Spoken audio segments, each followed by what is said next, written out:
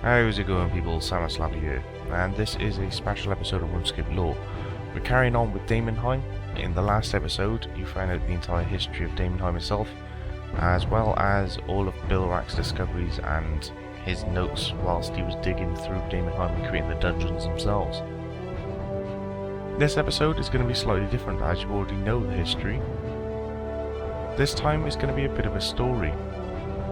Jagex actually made a full entire story from a different kind of perspective through Daemonheim and its history.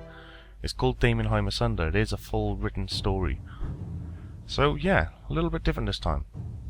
It's told from the perspective of a hobgoblin slave within Daemonheim itself, and I'm assuming he was under bilrach's control at the time. So let's get started. The hobgoblin slave dug hard and fast. It may have been dark inside the cavern, but a rusty glow spread from a torch in the gateway, casting shadows of huge stalagmites and imagined beasts. The air was humid, a contrast to the blizzards of the frozen floors above, but the slave was numb to it. The soil was sticky as tar and heavy as stone, and had a mysterious manner of replenishing itself the more he dug, making progress painfully slow. If the slave stopped working, he knew he'd get the lash, but that wasn't the sole reason for his efforts. He felt something urging him downwards, a whisper beckoning him. The whisper became a chant as he dug further. Escape, escape, escape. There, you. Work harder. Show your master that you have a backbone. The slave's trance was interrupted by a Ramanort guard. The slave paid little attention though.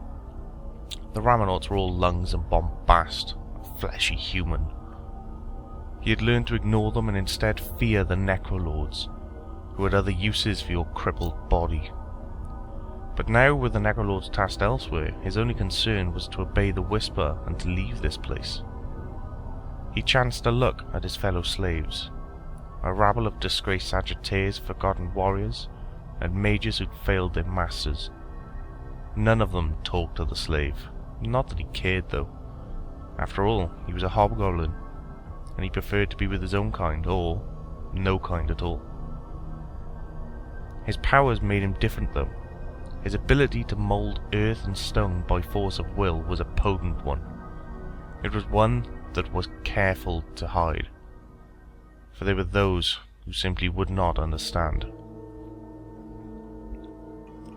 Heavy footsteps approached at a brisk pace, and all but the hobgoblin slave turned to look.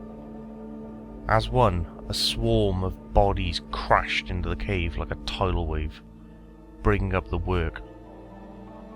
They were warriors mostly, wielding Promethean weapons, elite troops from the dungeons above. Sagittarius accompanied them as well, with giant bows made from the troublesome cave trees that curled around the rocks. Through the throng walked a hooded figure in blood-red robes, taking his place in the centre of the chamber with an air of great confidence. The slave was the last to stop digging, giving up on his work for a lack of room rather than any desire to actually watch. Nevertheless, the cave was buzzing with chatter and energy. Everyone in the cave was now focused on this robed figure, as it raised its hand to quieten the audience. It is time. Despite being little more than a whisper, the words seemed to fill the minds of everyone watching. Other beings filled what little space was left in the room. The slave recognized the floating grotesque stalkers with their unblinking eyeballs. He noted Hasgenach among them, its long tongue wriggled. The overpowering stench of these stalkers was enough to cause even a hobgoblin to gag. Despite the repugnance of the stalkers, the behemoths were more intimidating. These creatures outsized the stalkers, and they supported their gigantic mass on stout legs and sturdy feet. Their hides were as hard as rock, and their skulls were powerful enough to break through the walls. He had only seen them very briefly before, but he had overheard the rumours of their ferocity from other slaves. I can feel the barriers separating this world from others thinly, the robed figure announced. None of you are capable of guessing the implications of this, of course, so I'll make it clear. The figure paused for a moment. Today, you will show your loyalty to me. Together, we're going to see what lies beyond the barriers of this world. A confused murmur slowly rose from the crowd.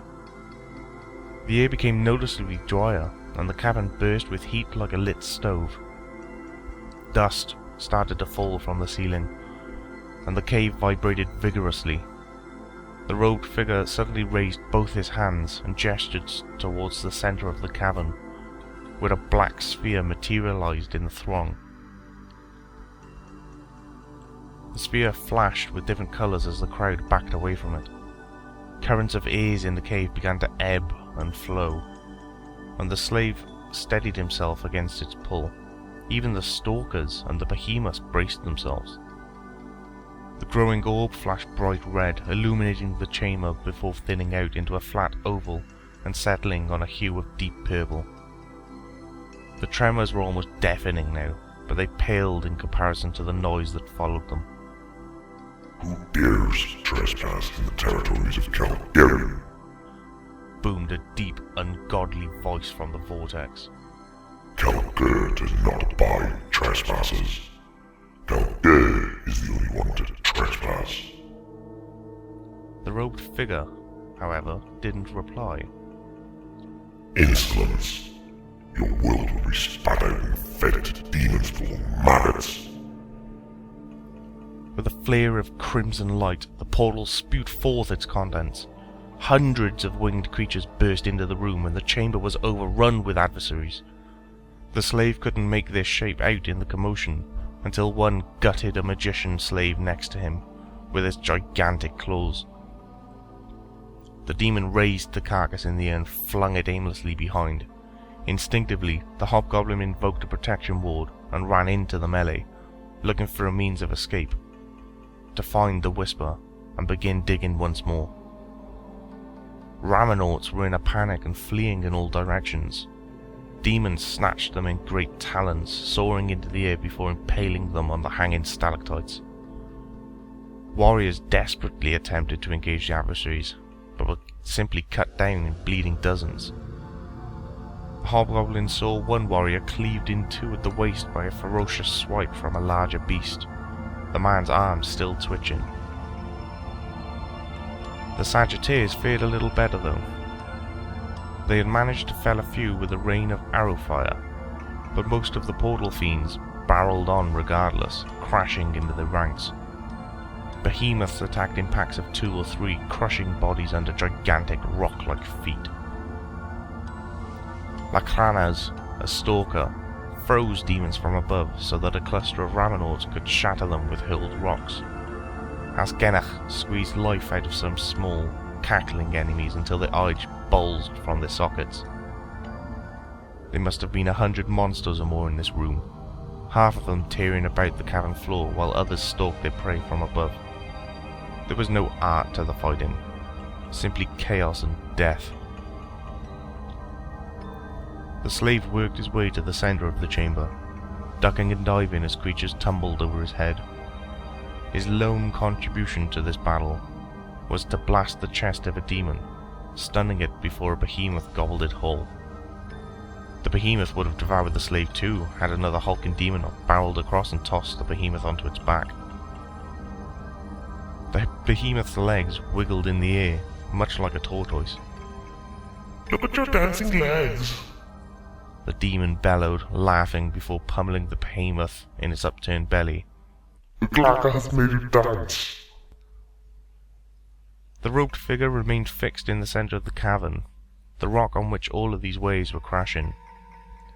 His hands were clasped in front of him, his head bowed as if in prayer. He did not seem to be distressed by the loss of his slaves, beasts, or warriors, nor did he seem satisfied with the casualties incurred by the demons. Enough! The robed man called out, raising his head to address the vortex in front of him. I have offered you playthings, toys for you to tussle with. There was a long pause. But I sense you have grown fat on easy victories. You hunger for a true war, something to truly test you. Witness what I am capable of. I am but one example of the power you may fight in this world. More are like me. The robed figure burst into life, extending his hands before him with pale, gaunt fingers outstretched. He seemed to push a large, invisible block about his person.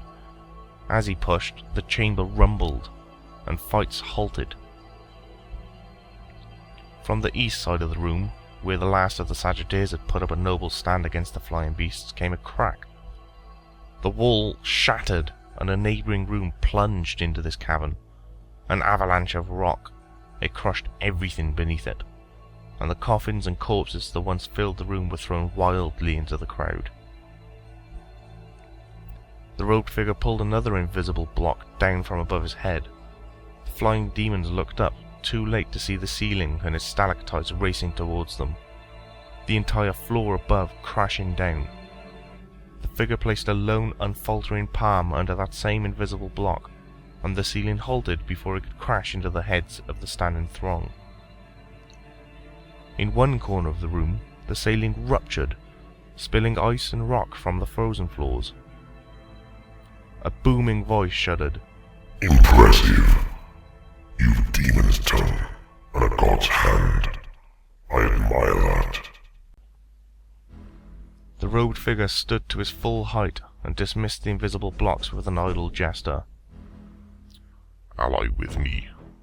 Feel what it is to be unstoppable, he said. A bleeding carcass tumbled onto the hobgoblin, forcing him to the floor. Whether it was human, demon, or something else, he did not know. He was beyond caring. He just wanted to dig down, find this source of the whisper, and escape, escape, escape. My armies have fought for millennia. We have defeated all, everyone. That is unstoppable. The demon's voice proudly announced. Yet, I sense something in you. I feel that you can offer us worthy foes. Foes whose power match up to that of your own. And we could wage glorious war against them. But heed my words. Magician. Fail to deliver, and you will make a powerful enemy today. The portal buzzed with energy as a large red leg, then torso and head pushed through this portal. The archdemon gripped the portal's sides, lightning crackling across its body as it pulled itself into this world.